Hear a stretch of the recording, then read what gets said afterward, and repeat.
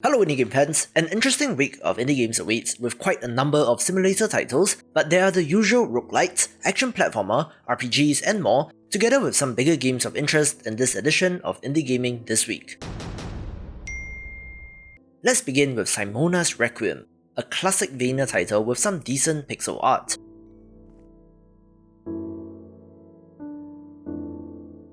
Play as a Reaper tasked with having to claim the soul of the Fisher King, battling your way through an interconnected world in order to do so.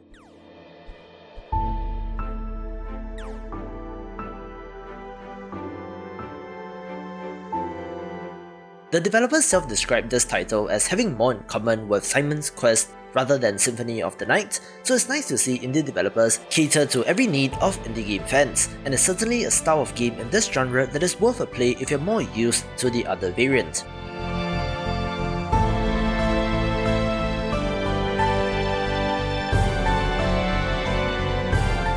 It's supposed to be a short and sweet experience as well, so certainly something to work into your pickups of the month.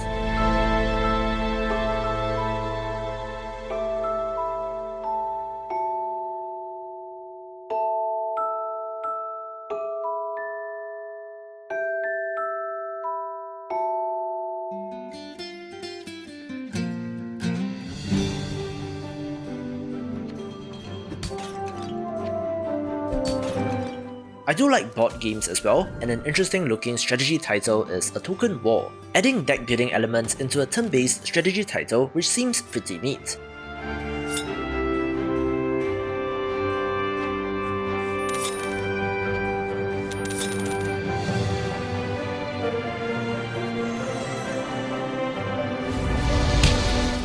The art style, while simple, does work, so I'm looking forward to the tactics and strategizing in this.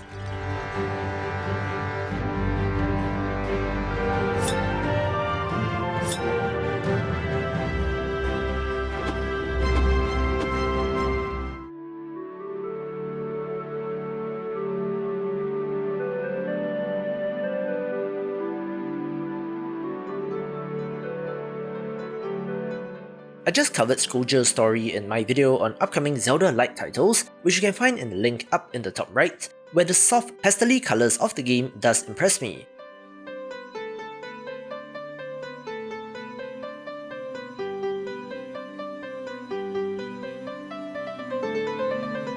Play as a warrior armed only with a shield, but deflecting enemy projectiles will grant you that power for a little bit, which will lead to some clever game design.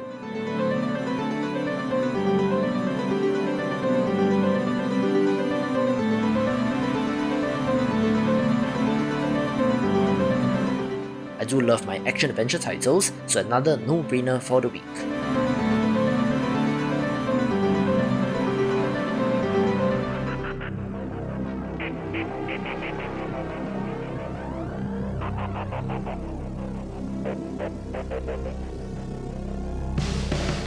Not usually a fan of survival horror games, but I'd like to think that I can spot a decent one of these, where The Caretaker seems to be the example this week.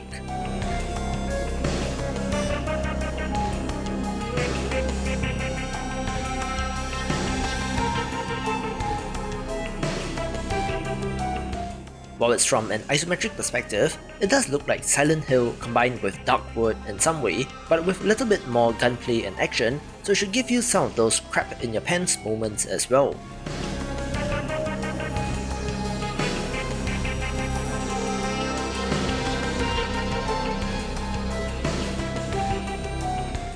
You're moving from building to building, scavenging for resources, in a mysterious town where a fog is rolling in, where of course, plenty of horrors lurk in the dark.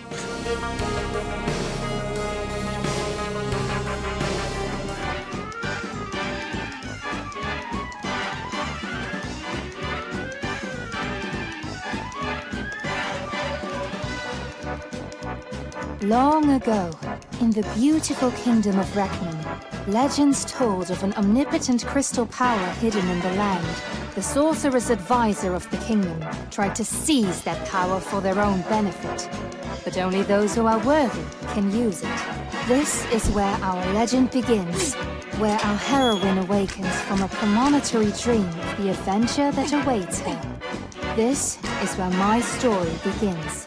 Reknum Cheri Dreamland is a fantastic looking retro pixel art action platformer which would not be out of place on the Game Boy, but they did very cleverly use the rubber hose animation, best seen in Cuphead, as part of their animated cutscenes, which did get my attention.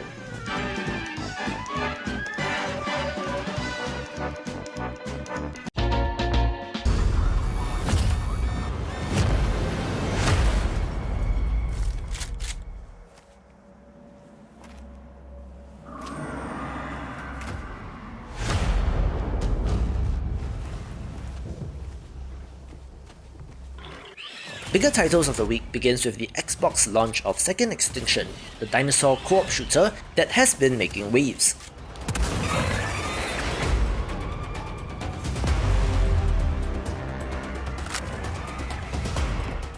This will be joining the game preview program, which is the equivalent of Steam Early Access, where both console and PC versions should achieve parity in terms of content, but for more co-op goodness, this is one to get.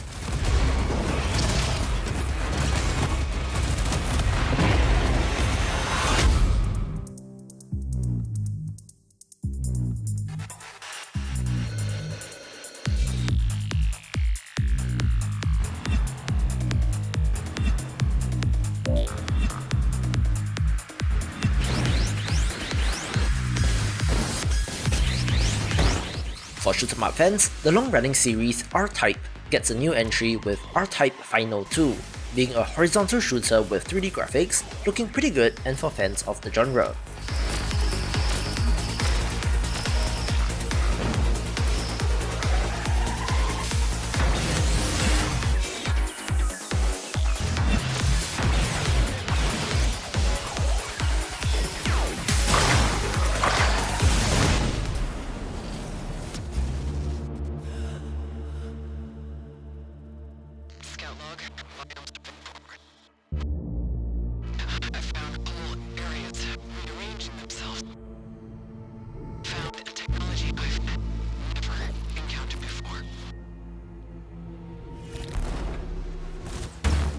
Finally, the PS5 exclusive Returnal is worth a mention, since it's a standout example of a bigger title that draws from indie games in that it is actually a roguelite in structure.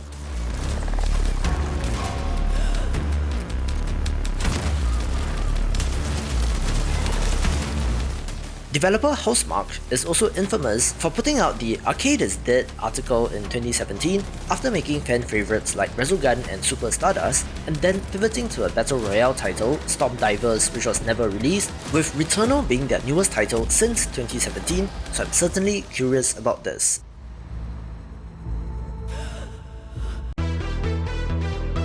I'm your guide Flo. But before we start the tour, shake off the seaweed. Very good. Now let's get started. Smaller games of the week begins with the Switch port of Castaway Paradise, a farming life sim title that again shows how things have a funny way of coming around full circle, since this is basically Animal Crossing. Great, isn't it?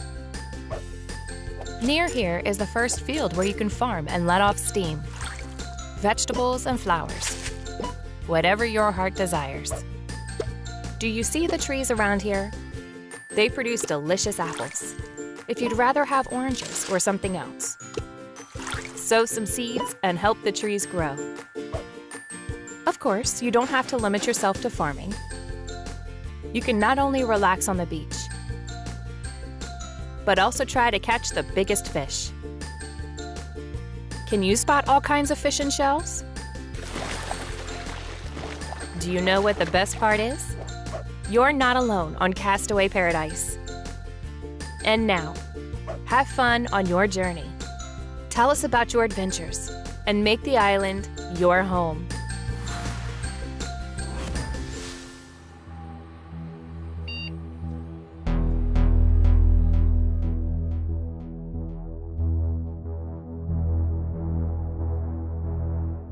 DeadOS is an interesting one since it's not quite a game, but more of a simulator where you simulate a zombie outbreak by altering and tweaking the various factors and values, so I'm curious to see where this goes in early access.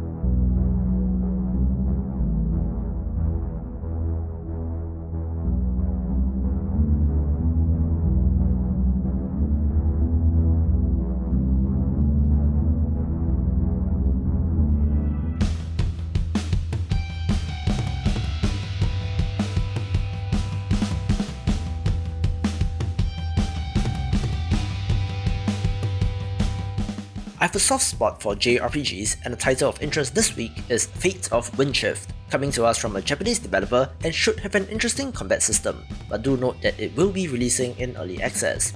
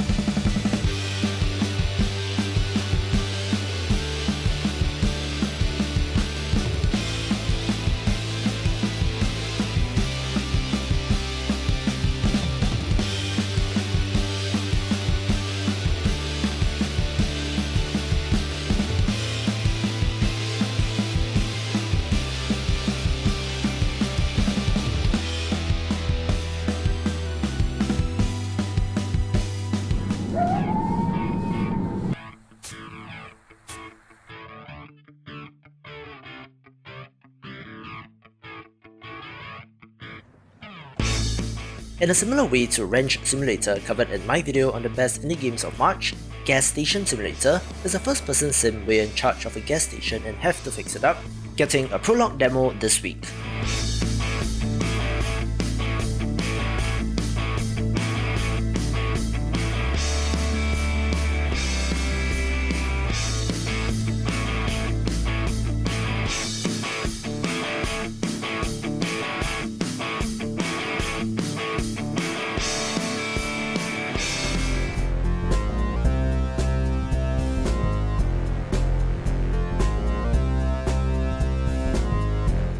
If you enjoy wacky ragdoll physics multiplayer titles like Gang Beasts, then glorious Tournius will be of interest, where there appears to be a lot more moving parts with guns and explosions in the mix.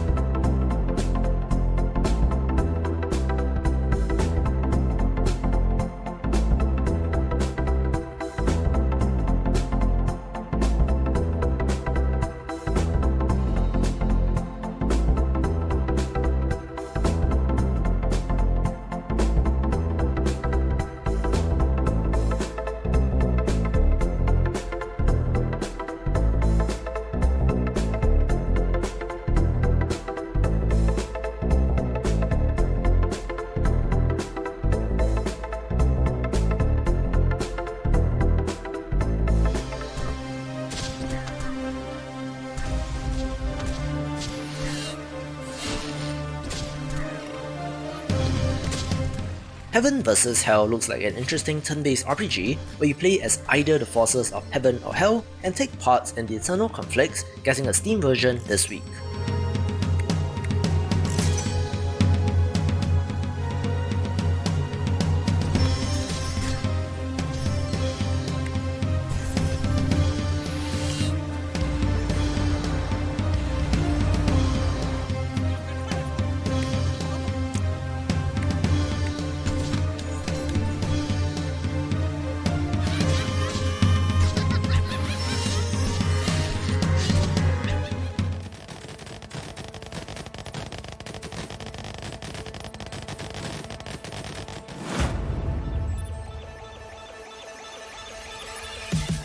I enjoy tower defense titles, so Infinitode 2 Infinite Tower Defense did get my attention. Since while it does have simple looking visuals, it does seem to have an extensive upgrade system and does look similar to Gemcraft, which is a series that I love.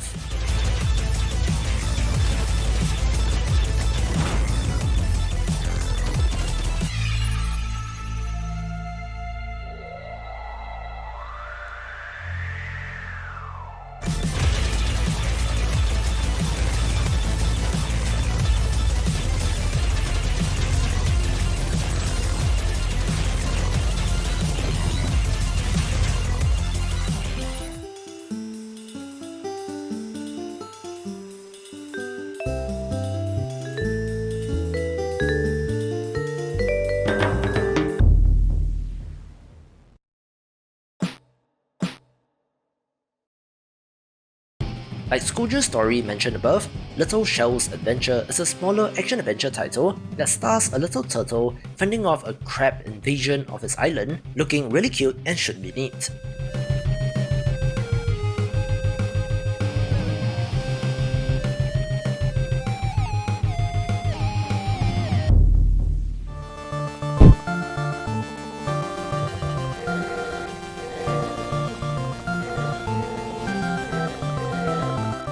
Similarly, Penimorta does look a little basic, but it's a bullet hell shooter where you fight against a corporeal beast in every level, and interestingly, should be a free title, so even if bullet hells are not usually a thing, I would recommend that you check this out.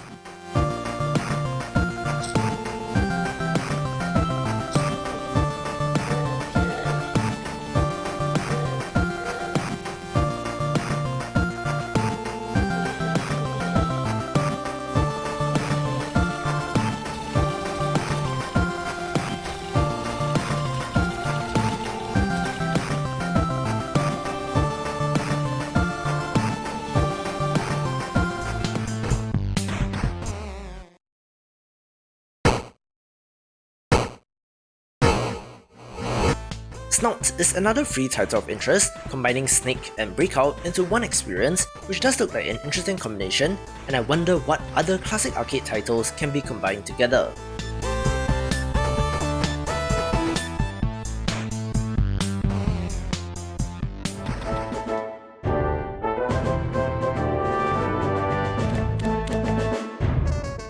If you enjoy battle simulator titles like Totally Accurate Battle Simulator, then Voxel Battle Simulator should be of interest, this time where you place modern military units and simply watch the battles play out.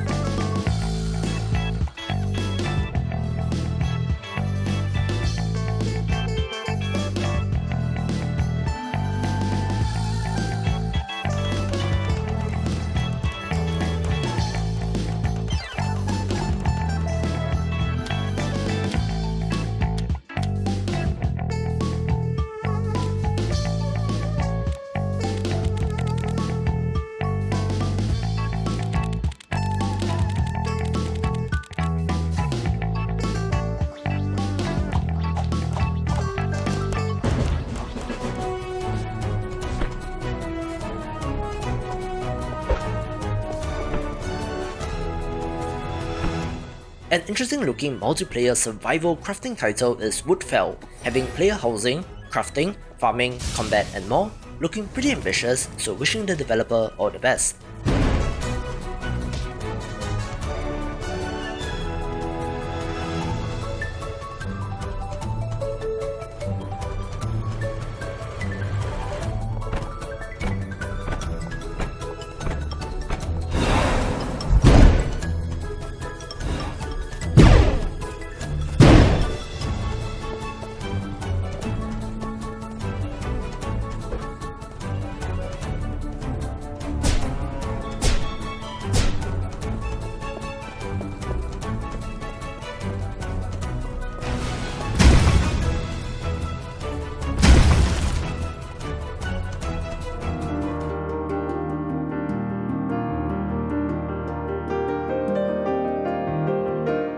We kick off the top 5 with Fly Together, a chaotic multiplayer title where multiple players have to manage intersecting flights. And while there is a solo or co-op campaign, there's also a competitive mode where you can disrupt your opponents by throwing meteors or invoking tornadoes, and comes to us from the team that made Conduct Together, which is a similar game but with trains.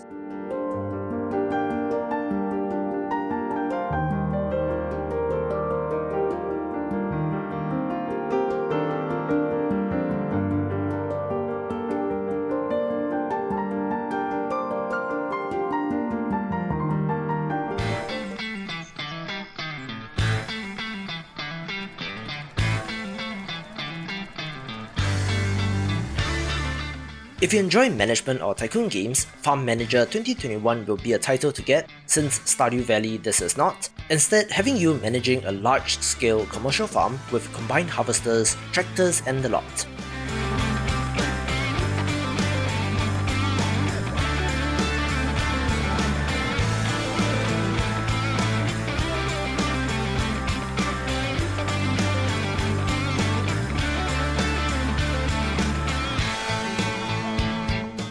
pretty decent modern looking graphics with seasons also factored in here, and based on the reception of the Prologue demo, this should be pretty good.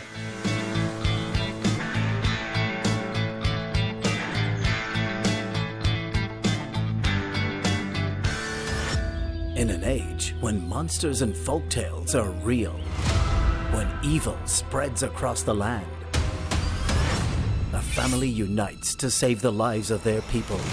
The three bravest warriors must face down the Mother of Demons to regain the only power strong enough to destroy her reign of terror. Forever. I've been looking forward to Clan O'Connell and the Crown of the Stag for a little while, since this Celtic-inspired puzzle action platformer looks wonderful, where three siblings must fight to defeat the Mother of Demons by reclaiming the titular crown. It looks to be inspired by Guacamelee and the Lost Vikings, so of course I'm in, and you should be too based on my recommendation.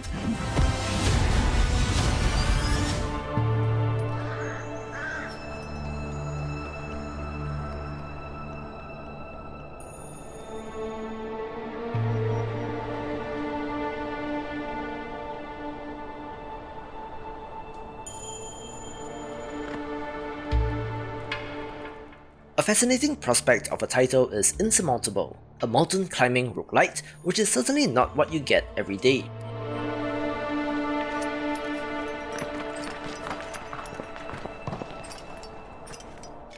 Rather than battling through basements or ascending spires, you're instead tasked with climbing up and down the mountain, having to battle fatigue, random events, and even the elements themselves. So talk about a clever idea for a game.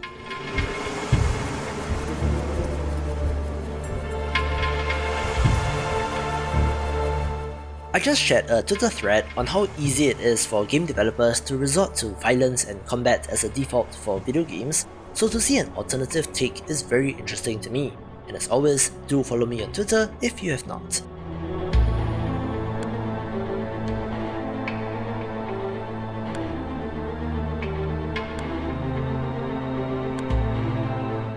Back to the game, there are 3 player characters with different skills and backstories, and to keep things interesting, the mountains are procedurally generated, which means replayability.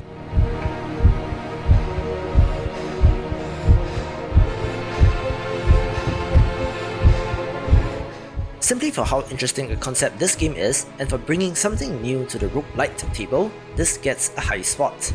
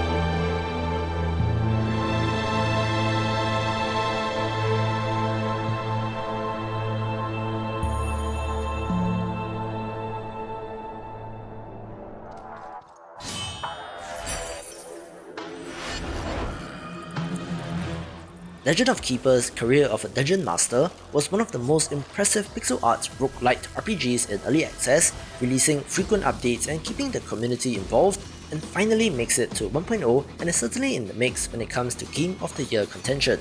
Imagine Dungeon Keeper crossed with Darkest Dungeon and you get the idea, where you play as a dungeon manager and have to fend off would-be heroes. There are specializations in units, traps and spells, each with their own corresponding hero, and thus provide plenty of variety.